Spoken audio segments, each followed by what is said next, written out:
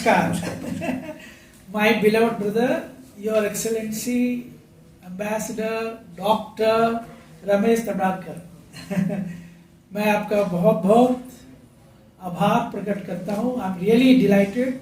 It gives me immense pleasure today as I'm here in your great state of Goa.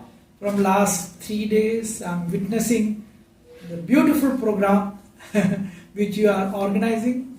Thousands and thousands, I think it's better to say lakhs of people have participated from different parts of our beloved country India, from all sector. हर एक प्रांत, हर एक जगह के लोग इसमें जो भाग लिए हैं, जो हमने अपने आंखों से देखा है, इसके लिए मैं आपका बहुत ही आभार प्रकट करता हूं. साथ ही साथ आपके जो टीम मेंबर्स है, जिन्होंने एक बहुत बड़ा आयोजन किया, जैसे हमारे राजेंद्र बोरकर जी है, जिनको मैं बहुत सालों से भी जानता हूं, और जितने भी आप जो टीम मेंबर्स हैं, जिन्होंने ये काम को एक बहुत अच्छा, सफलतापूर्वक, सक्सेसफुल जो बनाया है, इसके लिए मैं उनको भी आपके द्वारा और आपके द्वारा उनको भी मैं धन्यवाद करने के लिए चाहता हूं. साथ ही साथ हमारे जो chief minister of Goa state है, सावंत जी, प्लस जो former chief minister of Goa जो हमारे साथ डायस में बैठे थे, साथ ही साथ जो फॉर्मर हेल्थ मिनिस्टर मैडम, जिसको मैं अपनी बिटिया बोलता हूँ, she is my spiritual daughter, madam Bharati Pawar ji, उनका सभी जन का आपके साथ में जो सहयोग था और है, इसके लिए मैं उनका सबका भी आभार प्रकट करता हूँ. साथ ही साथ हमारे सबसे लोकप्रिय, सबसे प्रिय प्राइम मिनिस्टर माननीय मोदी जी और हमारे प्रेसिडेंट आदरणीय द्रौपदी मुर्मू जी, उनका भी हम बहुत धन्यवाद करते हैं. पूरे के पूरे हमारे जो इंडिया के जो मिनिस्टर्स है, कैबिनेट मिनिस्टर्स है, इलेक्टेड रिप्रेजेंटेटिव्स है, चाहे वो कोई भी पार्टी का हो, चाहे वो कोई भी जगह के, बट जो भी पब्लिक इलेक्टेड रिप्रेजेंटेटिव्स है, हम उनका भी नमस्कार करते हैं, धन्यवाद करते हैं, और उन सभी को भी मेरे तरफ से हम उनको एक अभिनंदन करते हैं. मेरा यहाँ आना एक मामूली रूप से नहीं है, क्योंकि हर हफ्ता, every week I am in a new country. Every week ईश्वर की कृपा से कई सालों से मैं एक अलग अलग कंट्री में जाता हूं. यहाँ आने से पहले मैं अमेरिका से युगांडा गया 1 हफ्ता के लिए. युगांडा में हम लोग का बहुत बड़ा प्रोग्राम था, जहाँ पर वहाँ के जो कैबिनेट मिनिस्टर्स है, उनको हमने अवार्ड दिया. वहाँ के minister of commerce, minister of industry David Bhati को हमने अवार्ड दिया. साथ ही साथ युगांडा के minister of land and urban development, उन्होंने मेरे हाथों से भी अवार्ड लिया. अगर आप गूगल में हैं तो आप लोग देख सकते हैं, या हम भी आपको दे सकेंगे. पूरे पब्लिक के बीच में जो मिनिस्टर है, वो घुटना टेके मेरे सामने, घुटना टेक कर उन्होंने वो अवार्ड को रिसीव किया. वो सब गूगल में सारा चीज है, आप लोग देख सकते हैं.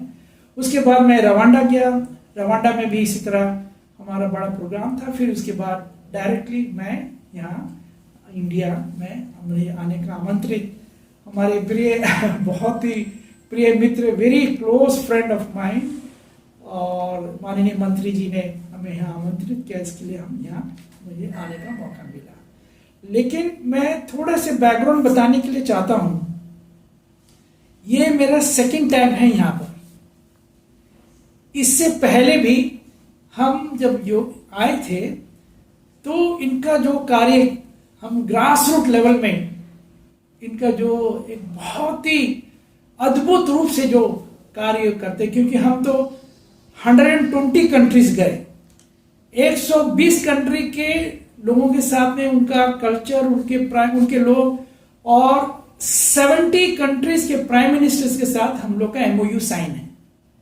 1 नहीं 2 नहीं, 70 कंट्री के प्राइम मिनिस्टर्स के साथ हम लोग ने एमओयू साइन किया, जो पीस कल्चर को प्रमोट करते हैं, जो हमारा मेन मकसद है, peace promoting, peace living, peace loving, peace living and peace practising civilisation, जो हमने 40 साल पहले इसको स्टार्ट किया था, जो हमारे इस कल्चर को जो सपोर्ट करते हैं, हम उन प्राइम मिनिस्टर्स के साथ, उस कंट्री के साथ हम लोग ने एमओयू साइन किया है। साथ ही साथ जो हम लोग का एजेंडा जो 40 साल से है, to stop war, to stop drugs, to stop terrorism, to stop organise crime, to stop human trafficking and to support human rights, constitutional right और शांति के लिए जो भी कार्य करा, उनके साथ हम लोग ने एमओयू साइन किया है। केवल प्राइम मिनिस्टर, 70 प्राइम मिनिस्टर के ही साथ नहीं, बल्कि बहुत सारे देश के जो आर्मी के जो चीफ है, उनके साथ भी हम लोग ने एमओयू साइन किया है शांति को स्थापना करने के लिए। मैं इसके लिए बोल रहा हूं, मैं देश विदेश के कई लोगों से मिला, कई लीडर, जो ग्लोबल लीडर, उनसे हमारा मुलाकात हुआ। उनमें से जब मैं इनके कार्य को देखा, हमारे मिनिस्टर जी डॉक्टर रमेश जी का, रमेश तोडकर जी का जो कार्य को हमने ग्रास रूट लेवल में देखा, इनका एक्सेप्टेबिलिटी पब्लिक में हमने खुद देखा। जो इन्होंने जो घर बनाकर, हम वो घर के जो बेनिफिशरीज है उनसे भी मिले, उनका भी इंटरव्यू लिए। मेरे साथ हमारे टीम हमारे एम्बेसडर डॉक्टर सोमू शेखरन साथ में थे, साथ में राजशेखरन भी थे, साथ में हमारे बोरकर जी भी थे, राजेंद्र बोरकर जी भी थे। हम लोग ने उनका भी सबका इंटरव्यू लिया। तो ग्रास रूट लेवल में जो लोगों का प्यार हमने इनके प्रति देखा, वो अपने आंखों से और हमने कानों से सुनते हुए, वो एक टेस्टिमनी, ए रोल मॉडल टेस्टिमनी हम यहां से लेकर गए। एक सूचना के तौर पे आप लोगों को बताने के लिए चाहता हूं, मैं क्यों इनके नाम के आगे डॉक्टर रमेश बोल रहा हूं।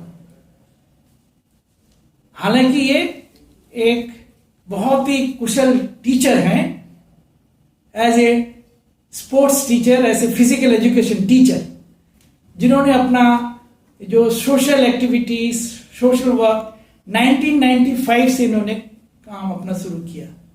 ग्रास रूट लेवल पे, विलेज लेवल पे एक युवा संघ, आदि युवा संघ बनाते हुए, और भी कई सारे फेडरेशंस के रूप में इन्होंने अपना योगदान एक समाज को, एक सोसाइटी को इन्होंने दिया है। अपना पॉलिटिकल कैरियर भी इन्होंने स्टार्ट किया 2015 से। अपना पॉलिटिकल कैरियर इन्होंने स्टार्ट 2005 से इन्होंने अपना पॉलिटिकल कैरियर भी स्टार्ट किया, जो एक जरूरी भी है। अगर पूर्ण रूप से अगर सोसाइटी को, समाज को अगर सेवा करना है, तो पॉलिटिकल कैरियर भी होना, पॉलिटिकल स्टेटस भी होना जरूरी ही है। तो ईश्वर की कृपा से और as a role model leader, जो इनका स्किल है, जो इनका एक बहुत ही यूनिक काइंड ऑफ स्किल है, हम्बलनेस, मीकनेस,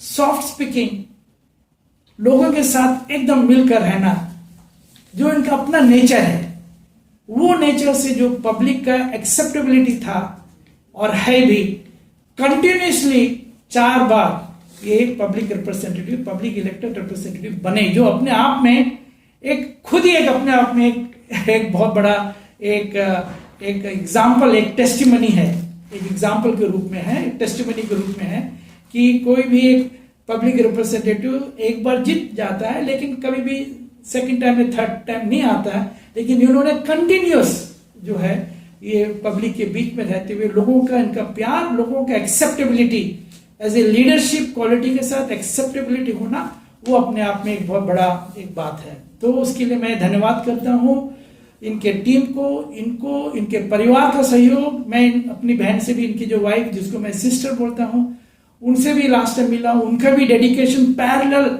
डेडिकेशन सोसाइटी के लिए, समाज के लिए, इनका भी जो भी उनका जो वाइफ का, मेरी सिस्टर का जो कंट्रीब्यूशन है, वो भी एक इनक्रेडिबल, एक अतुल्य, इनक्रेडिबल एक है। She also deserve a big award.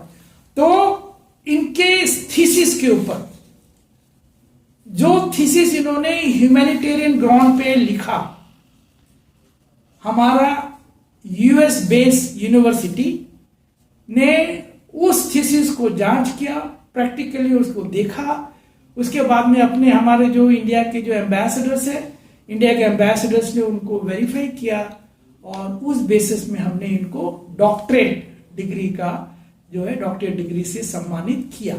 मेरे ख्याल से वो प्रोग्राम बॉम्बे में हुआ था, मेरे ख्याल से वो प्रोग्राम बॉम्बे में हुआ था। कन्वोकेशन जो था बहुत ही बड़ा कन्वोकेशन था, वो कन्वोकेशन हमारा बॉम्बे में हुआ था। आपके इंफॉर्मेशन के लिए मैं as a chairman and chief chancellor हूं उस यूएस बेस का ग्रुप्स ऑफ यूनिवर्सिटीज का, जैसे number 1 American university, number 2 united nation university for global peace USA, also the academy of universal global peace, groups of universities peace education का मैं chairman हूं। लेकिन मैं अकेला उसमें चुनने वाला नहीं हूं, हमारे बोर्ड ऑफ गवर्निंग काउंसिल के 120 कंट्री के गवर्नर्स ने रेजुलेशन पास करके इनके थीसिस को अप्रूव करते हुए, एक्सेप्ट करते हुए, फिर अल्टीमेटली फाइनल में मेरे पास आता है और मेरे अप्रूवल से फिर वो डॉक्टरेट डिग्री दिया जाता है। तो ऐसे हम लोग नॉर्मल किसी को भी वो नहीं देते हैं। तो ये प्रोसेस के द्वारा, तो आपके द्वारा ये मैं बोलने के लिए चाहता हूं, हालांकि he is a accepted leader, role model leader in Goa, but he is a role model leader for 120 countries. क्योंकि 120 देश के गवर्नर जो हमारे गवर्नर जो है, हमारे board of governing council of governors and senate members, 120 देश के लोगों ने उसको अप्रूव किया। लास्ट में एज ए चेयरमैन मेरा उसमें सिग्नेचर होता है। तो ये एक अपने आप में ही एक बहुत बड़ा एक बात है। साथ ही साथ ये आपको और भी, जैसा आप लोग ने देखा है, ये जो प्रोग्राम जो 3 दिन का जो प्रोग्राम था, उसमें भी हमने इनको एक बहुत ही बड़ा अवार्ड दिया, ह्यूमन एक्सीलेंस गोल्डन अवार्ड से हमने इनको नवाजा है। आपकी सूचना के लिए, आपको बताने के लिए मैं चाहता हूं कि 2024 में, उससे पहले 2023 में जब मैं आया था, जम्मू एंड कश्मीर में एक बहुत ही बड़ा प्रोग्राम था, तो उसमें हमने घोषणा करके गए थे कि अटल नोबेल पीस अवार्ड हम देंगे। अटल नोबेल पीस अवार्ड मतलब अटल बिहारी वाजपेयी के नाम पर। अटल बिहारी वाजपेयी को मैं बहुत ही मानता हूं, मैं बहुत ही उनका आदर करता हूं। पर्सनली भी मेरा उनके साथ में कई बार मीटिंग हो चुका, बहुत साल पहले भी बात है। अगर गांधी जी के बाद अगर देखा जाए वर्ल्ड लीडर में, ग्लोबल लीडर में अगर कोई है तो वो अटल बिहारी वाजपेयी जी है। उनका सिद्धांत, उनका सारा चीज जो बहुत ही है। एक स्टेप और भी आगे बढ़कर अभी मोदी जी है अटल बिहारी वाजपेयी से भी एक स्टेप आगे बढ़कर, 2 स्टेप आगे बढ़कर मोदी जी है। मोदी जी के बाद जो हम लोग जैसे इंडियन ओरिजिन के लोग जो पूरे वर्ल्ड में फैले हुए हैं, जो एनआरआईज जो पूरे वर्ल्ड में है, हम लोग का आदर, मान, सम्मान मोदी जी के बाद, उनके लीडरशिप के होने के बाद, उनके प्राइम मिनिस्टर, इंडिया का प्राइम मिनिस्टर बनने के बाद हम लोग का भी एक बहुत ही ऊंचा कद एक हुआ है, जो अपने आप में एक बहुत ही एक अतुल्य इनक्रेडिबल बात है। इसके लिए मैंने पहला अवार्ड, अटल नोबेल पीस अवार्ड माननीय मोदी जी को दिया। 2023 में हमने अनाउंस किया था और 2024 में वो वाला अवार्ड हमने दिया। आपके पास में उसका न्यूज ऑलरेडी है, आपके पास में न्यूज का सर्कुलर ऑलरेडी, जो न्यूज पब्लिश है उसको आपके पास में ऑलरेडी है, आप उसको देख सकते हैं। तो ये human excellence golden award for the best nation building, हमने मोदी जी को दिया सेकंड अवार्ड, फर्स्ट तो Atal Nobel peace award, second award जो best human excellence golden award for the nation building. वासुदेव कुटुंबकम कंसेप्ट के द्वारा हर एक को अपना एक परिवार, एक समाज मानने, उसके बाद में मैंने ये अवार्ड हमारे माननीय मिनिस्टर मंत्री जी डॉक्टर रमेश तवड़कर के हमने ये अवार्ड पूरे लोगों के सामने, लाखों लोगों के सामने जो है हमने ये अवार्ड जो है इनको हमने घोषणा किया, उनके गले में उनमें ये अवार्ड डाला था। ये मेरे लिए एक बहुत ही सौभाग्य की बात है कि इन्होंने हर एक पद पर अपना एक्सेलेंस दिखाया।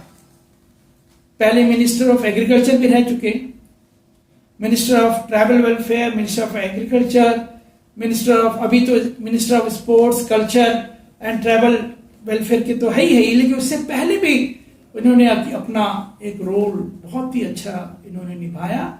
साथ ही साथ एज ए स्पीकर 3-3.5 साल तक as a speaker of the Goa assembly also इन्होंने एक रोल मॉडल रूप में एक अपना लीडरशिप को उसने लोगों के सामने एक स्थापना किया। इन सारे कार्यों को देखते हुए और ये हमारे पूरे वर्ल्ड के 120 कंट्री के हमारे गवर्नर्स एंड सीनेट मेंबर्स ने ये मिलके करके एक रेजोल्यूशन पास करके अल्टीमेटली मेरे सिग्नेचर के द्वारा इनको हम लोग ने ये सारा अवार्ड से दिया है। मैं जानता हूं ये डिजर्व मोर, आने वाले दिनों में he deserve more. He is a man of public people, down trodden people जो एकदम नीचे तबका के लोग हैं उनको लेके साथ में लेकर जाना। जो मैं इनका जो हाउसिंग प्रोजेक्ट है, जो जिनके लोगों के साथ में हम खुद गए थे, देखे, और उनका आंखों में आंसू था, जो बेचारे लोग बेघर थे, जो अंडर प्रिविलेज है, जिनके पास में छोटा सा भी घर, झोपड़ी जैसा भी घर नहीं है, उनके लिए इन्होंने घर बना कर दिया। हालांकि मेरा खुद का भी एक्सपीरियंस है। हमने 10,000 घर, सुनामी जब डिजास्टर हुआ था तो सुनामी डिजास्टर में हमने 10,000 घर जो है बना कर दिया था। उस समय के प्राइम मिनिस्टर मनमोहन सिंह ने मुझे 10,000 परिवार को अडॉप्ट करने के लिए दिया था, और उसमें मैं करीबन 75,000 से 80,000 लोगों को हमने अडॉप्ट किया। उनको हमने सुनामी विक्टिम से थे जितने, उनको हम लोग ने पूरा 3-3.5 साल तक देखभाल किया। उनको मेडिकल से लेकर, उनका खान पान, कपड़ा से लेकर, फिर बाद में 10,000 अर्थक्वेक रेसिस्टेंट हाउसेस हमने उनको बना कर दिया। इसके लिए उस समय मुझे एक अवार्ड भी मिला था। खैर वो अवार्ड बहुत बड़ी बात नहीं है, हमारे मनमोहन सिंह के द्वारा एक अवार्ड मिला था, but that is not a very big award. लेकिन ये बोलने वाली बात है, हमने निस्वार्थ भावना से ये काम किया। मुझे मालूम है एक घर बनाने के लिए इनका जो तकलीफ, इनका जो डेडिकेशन, आई कैन अंडरस्टैंड, मैं समझ सकता हूं, क्योंकि मैंने 10,000 घर बनवाया। 10,000 घर, वो भी सुनामी के समय में जहां पे अर्थक्वेक हो रहा था, सारा कुछ हो रहा था। आई अंडरस्टैंड दैट थिंग। उन सारे चीजों को देखते हुए बराक ओबामा ने, जो हमारे यूएस के प्रेसिडेंट है, बराक ओबामा 2016 में उसने मुझे जो सबसे हाईएस्ट अवार्ड होता है, जिसे कहते हैं US presidents life time achievement award, जो अमेरिका का सबसे हाईएस्ट अवार्ड, उसने 2016 में बराक ओबामा ने मुझे दिया। एंड मैं उस समय 2016 में पहला इंडियन ओरिजिन का है जिसे फर्स्ट एंड लास्ट, आज तक लास्ट है। आने वाले टाइम में कोई और भी हो सकता है, तमन्ना हम करते हैं, हम विश्वास करते हैं कि और भी हमारे कोई इंडियन ओरिजिन के लोग आएंगे। लेकिन अब तक 2016 में I became the first ever Indian and the last ever Indian till now to receive that prestigious award for my work in 80 countries. उस समय के समय में 80 कंट्री में। मैं राजेंद्र बोरकर जी को कहूंगा कि वो सारे जो है वो आप लोग को फॉरवर्ड कर दे, तो आप लोग के पास में एक वो रहेगा, so it will be more better also. या कोई एक जन भी आपका नंबर मुझे व्हाट्सएप बाद में दे देगा तो मैं उसको आपको भी दे सकता हूं। 2014 में मैं इनका पीड़ा, इनके डेडिकेशन को मैं एकदम से समझ सकता हूं कि इनका त्याग, इनका सेक्रीफाइस क्या है, क्योंकि मैं उस पाथ से गुजर चुका हूं। मैंने कभी भी अवार्ड नहीं मांगा, लेकिन 2014 में मेरे स्टैच्यू ब्रॉन्ज में और मदर तेरेसा के स्टैच्यू व्हाइट मार्बल में यूरोपियन हिस्टोरिकल म्यूजियम में रखा गया। मैंने कभी बोला नहीं, कभी पूछा नहीं। केवल 2 एवर इंडियन 2014 से पहले ना किसी का रखा गया, 2014 के बाद ना मेरे और उनके द्वारा अलावा किसी और का रखा गया। ये भी एक अपने आप में एक बहुत बड़ा एक वो है कि एक इंडियन ओरिजिन का एक व्यक्ति जो इतना बड़ा अवार्ड जो है, उनकी मूर्ति, मेरी मूर्ति वहां पे रखी गई है। मेरे लेकिन दिल में, तमन्ना में, रग रग में हमारा हिंदुस्तान, अखंड भारत कैसे बनना है, कैसे होना है, वही बसा हुआ है। क्योंकि इसका रीजन ये है, मैं grandson of A freedom fighter, एक फ्रीडम फाइटर का मैं ग्रैंडसन हूं। मेरे ग्रैंडफादर तमिलनाडु तिरुनेलवेली के एक बहुत बड़े फ्रीडम फाइटर थे, जिनको 1911 में ब्रिटिश सरकार ने अरेस्ट करके काला पानी का सजा दे दिया, काला पानी भेज दिया गया। वो जमाने में जो भी कोई काला पानी जाता था तो जिंदा वापस नहीं आता था। लेकिन वो उनके साथ में एक ऐसा था, क्योंकि भाई प्रोफेशन वो एक जो है फिजिशियन थे, एक डॉक्टर के रूप में थे, तो उन्होंने अपना देखभाल रखा। कितना तकलीफ होने के बावजूद भी ये जो है उन्होंने अपने आप को एकदम सही तरीका से रखा। एक और कनेक्शन मैं आपको बताने के लिए चाहता हूं, मेरे दादाजी का और वीर सावरकर की साथ में। वीर सावरकर जी भी जब उनको बाद, मेरे दादाजी सीनियर है, उनके बाद में जब वीर सावरकर जी भी, जो उनको भी काला पानी का सजा हुआ था, तो उनको भी अधमरा, कोई भी जाता, कोई भी फ्रीडम फाइटर जाता तो उनको तो मार मार के तो अधमरा कर ही देते। और वो टाइम में जो हार्ड कोर फ्रीडम फाइटर थे, उन्हीं को काला पानी भेजते थे, जो एकदम सख्त, यानी जो काला पानी गया मतलब वो सबसे स्ट्रॉन्ग फ्रीडम फाइटर, जिनसे ब्रिटिश सरकार को डर था कि ये लोग फ्रीडम मूवमेंट चला रहे हैं, एक ना एक दिन फ्रीडम हमसे छीन लेंगे। उनको ही वो लोग काला पानी भेजते थे, बाकी लोगों को नहीं भेजते थे।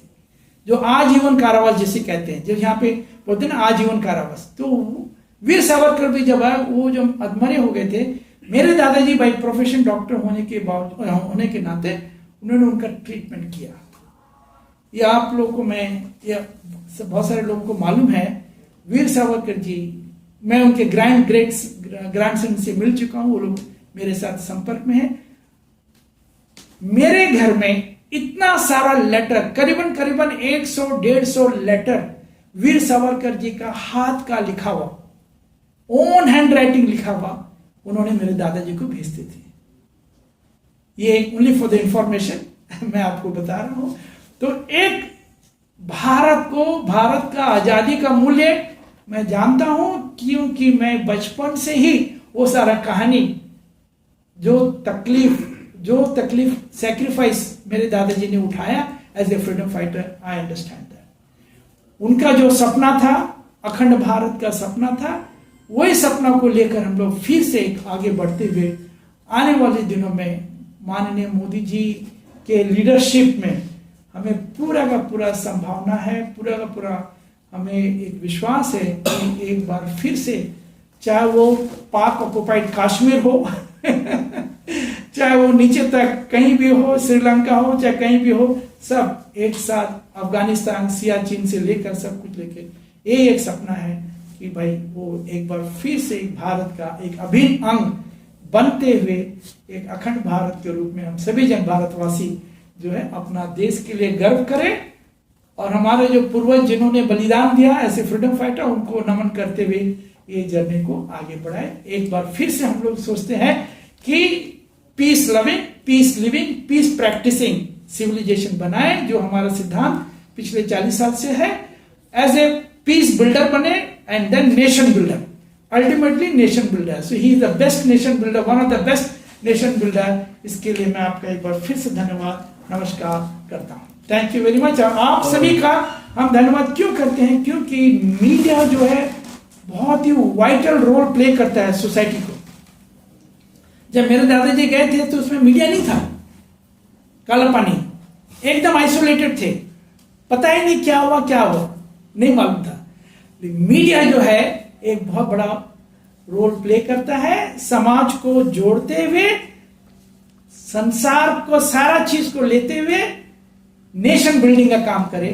That is only our. Sir अभी आप इतना कंट्रीज घूमे ना, नॉर्मली गोवा को कैसा प्रेजेंट किया जाता है वो कंट्री में? अब कल ये 3 दिनों में आपने गोवा देखा, क्या डिफरेंस है एग्जैक्टली? देखिए मुझे तो बहुत प्यारा जगह लगा, बहुत ही प्यारा स्टेट, बहुत ही प्यारा लोग, इतने सिंपल। मैं जब पिछला बार भी आया था तब भी मैं बहुत जगह गया था, इतने प्यारे लोग, इतने सिंपल और इतने लविंग नेचर के, जो है लविंग एंड हेल्पिंग नेचर। अगर कोई रास्ता भी पूछ ले तो वो लोग बता देते। मैं नाम नहीं लूंगा, लेकिन अगर दिल्ली का कोई एक जगह में जाओ, पूछे मैं रास्ता का, वो जानते भी होने से बोलेंगे गलत रास्ता बता देता। नहीं ऐसा नहीं मैं बोल रहा, दिल्ली को मैं वो नहीं कर रहा अपना, लेकिन ये अनुभव हुआ है कभी कभी ऐसा, है ना। लेकिन Goa is one of the best. देखिए पूरे वर्ल्ड में अगर जैसे इंडिया का नाम लो तो वो लोग दो चीज जानते हैं, एक बॉम्बे, एक गोवा। ये 2 चीज जानते हैं, गोवा एंड बॉम्बे। उनको बाकी चीज नहीं मालूम, क्या है मद्रास, क्या है राजस्थान, क्या वो लोग को नहीं मालूम। 2 चीज जानते हो, बॉम्बे एंड गोवा, ये 2 चीज उनको पता है। सर सभी कंट्रियां जब आपके उनके पास जो आर्म्स एंड एम्यूनिशन रहता है वो बेचने का ही धंधा चालू किया उन्होंने जी, पैसा कमाने के लिए, डॉलर कमाने के लिए जी। आपको उस देश के बारे में क्या लगता है जो आर्म्स एंड एम्यूनिशन बेचने के? देखिए मैं ये वाली बात जो है, अगर आप लोग को चाहिए तो हम कुछ ना कुछ हमारा पुराना जो स्पीच है और जो हमारा पुराना जो वर्क है, stopping war, stopping drugs, stopping organise crime, ये जो सिद्धांत हम लोग कितने देर से और प्रैक्टिकली हम लोग कर रहे हैं। कई देशों में छोटे बच्चे थे, मैं केवल ये स्टैच्यू जो मैं बोला कुछ कंट्रीज हिस्टोरिकल म्यूजियम में मेरा रखा गया, लेकिन इससे छोड़ते हुए भी कई कंट्री में मेरा बड़े बड़े स्टैच्यू लोगों ने लगाया। क्यों? क्योंकि उस देश में बच्चे बड़े हो गए, स्कूल नहीं गए, हाथ में बंदूक लेके चल रहे हैं। उनको ए फॉर एप्पल नहीं मालूम, बी फॉर बेबी नहीं मालूम, एबीसीडी नहीं पढ़े, स्कूल नहीं जा पाए, लेकिन हाथ में बंदूक है किताब की जगह। उस जगह कंट्री में, उस जैसा कंट्री में हमने वहां में स्कूल खोला, हमने वहां में हॉस्पिटल खोला। हम ऐसा लोगों को इस तरह हम लोग काम करें ताकि जो वार का जो कल्चर है, अगर ये मैन्युफैक्चरिंग, देखिए सिंपल सा बात, यूनाइटेड नेशन के पास पैसा की कमी नहीं है, क्यों नहीं आज तक वो वार रोक सका? रोकना चाहिए। हालांकि मैं भी यूनाइटेड नेशन में जाता हूं, मैं उसके खिलाफ नहीं बोल रहा हूं, लेकिन उनके पास में पैसे की कमी नहीं है, क्यों नहीं वो लोग वार रोक पा रहे? वो उनका जो कंसेप्शन, उनका जो फॉर्मेशन इसी के लिए हुआ कि विश्व में शांति लेकर आए, लेकिन असफल है, नहीं कर पाए। अगर आर्म्स एंड एम्यूनिशन मैन्युफैक्चरर पे बैंड लगा दिया जाए, अपने आप से शांति आ जाएगा, अपने आप से वार रुक जाएगा। बैंड लगा दो। और जो कंट्री आर्म्स एंड एम्यूनिशन के लिए आयरन ओर बिक्री करता है, जो उसको बनाने का जो रॉ मटेरियल है, उस पर बैंड लगा दीजिए, अपने आप से वार रुक जाएगा। सर बांग्लादेश का जो प्रेसिडेंट है, जो अब उनको नोबेल मिला है, तो भी उधर भी बांग्लादेश में अभी मोटे इसमें झगड़ा होने लगे। देखिए ऐसा है, वहां में भी हम लोग को, हमारे लोगों को बहुत प्रताड़ित हुआ, बहुत उनके ऊपर में अत्याचार हुआ, उसके लिए भी हम लोग ने आवाज उठाया, उसके लिए भी हम लोग ने बहुत सारा आवाज उठाया। इसके लिए मैं धन्यवाद करता हूं। पहले भी जब 1971-72 में बांग्लादेश में जो भी हुआ था, उसमें मैं किसी एक लीडर का ना ही मैं वो करना चाहता हूं, लेकिन उसमें इंदिरा गांधी जी ने एक बहुत अच्छा स्टेप उठाया था। उन्होंने उसके बीच में घुसते हुए उन्होंने विभाजन किया था, बांग्लादेश के विभाजन किया था, और वहां के बहुत सारे जो नॉन मुस्लिम हिंदूज है, नॉन मुस्लिम, उनको लेकर आ गई थी, उनको लेकर आई। आज भी अंडमान निकोबार आइलैंड में, दिगलीपुर आइलैंड, मायाबंदर आइलैंड, रंगत आइलैंड, बाराटंग आइलैंड, ये सारे आइलैंड में उस जमाना के जो वो 1971-72 के जो विक्टिम्स थे, नॉन मुस्लिम विक्टिम्स थे, उनको उन्होंने रिलीफ एंड रिहेबिलिटेट किया, लेकर आई, लेकिन उनको रिहेबिलिटेट किया और उनमें से उनको सिटीजनशिप का मौका दिया। और अंडमान निकोबार आइलैंड में जो पहला एमपी बना वो फ्रॉम द बांग्लादेश का ही था, लेकिन बाद में जो इंडियन सिटीजनशिप उनको मिल गया था। तो ये बात भी गलत है कि हम लोग को चुप बैठना है। अगर हमारे लोगों को कोई भी अगर ऐसा तकलीफ आए, हम लोग उसको उसके लिए सॉल्यूशन निकालना अभी है। तक 20 जो हिंदू लोग थे उधर बांग्लादेश में, उनको मारा गया है। बहुत सारे, एक नहीं दो नहीं, देखिए न्यूज में बहुत कम आता है, लेकिन बहुत सारे लोगों को मारा गया, एक नहीं दो दिन। ये सब पॉलिटिकल एजेंडा है। मैं अभी पॉलिटिकल एजेंडा के ऊपर में, क्योंकि मैं जीरो पॉलिटिक्स हूं और जीरो रिलीजन है। So any peace-related works by organizations, international organizations in India? जी, 1 second brother. Any peace-related works in India? Peace-related work. We are doing peace-related work. You can just see, through our United Nations collaboration, we are organizing several seminars, workshops, institution level, college level, university level. Also, we have signed MOU with many government universities of India. Gorakhpur State University, government. yeah, state government. University of India, Gorakhpur University, Ayodhya की universities के साथ में हमने MOU sign किया, बहुत सारे universities, और उनके साथ में we are doing workshop, seminar in the university level and producing peace builders and the nation builders. We are producing that. अभी continuous programme is going on. जिस खास मकसद से गोवा आए थे अभी जी, 3 दिन का जो लोकोत्सव, उसके बारे में क्या नोटिस किया आपने? देखिए मैं ये बता रहा हूं, अगर ये वाला उत्सव किसी और कंट्री में होता तो कितना अरेंजमेंट करना पड़ता. शांति स्थापित करने के लिए पुलिस फोर्स रहता, फायर ब्रिगेड रहता, बाकी सारा चीज रहता है. मैंने जब यहां देखा, सब शांति पूर्वक से आ रहे हैं, जा रहे हैं, इधर खा रहे हैं, उधर खा रहे हैं, कहीं कोई हल्ला, इतना वेल डिसिप्लिन. तो मैं इनको उनके मैं अप्रिशिएट करता हूं कि इन्होंने वो कल्चर है, पहले बार से नहीं, पहले भी जो इतने सालों से करते, वो कल्चर इन्होंने डेवलप कर दिया. ऑलरेडी ये पीटी टीचर है, फिजिकल एजुकेशन टीचर है, टीचर ऑफ डिसिप्लिन. तो इन्होंने वो डिसिप्लिनशिप जो है लोगों को बताया. कहीं कोई भी एक जगह भी हल्ला नहीं, मैंने नहीं देखा. इतने हजारों लोग, लाखों लोग आए, लेकिन शांतिपूर्वक सब जा रहे हैं, आ रहे हैं, अपना अपना जगह जा रहे हैं, जो स्टॉल में लोग हैं वो कर रहे हैं, खाना खा रहे हैं.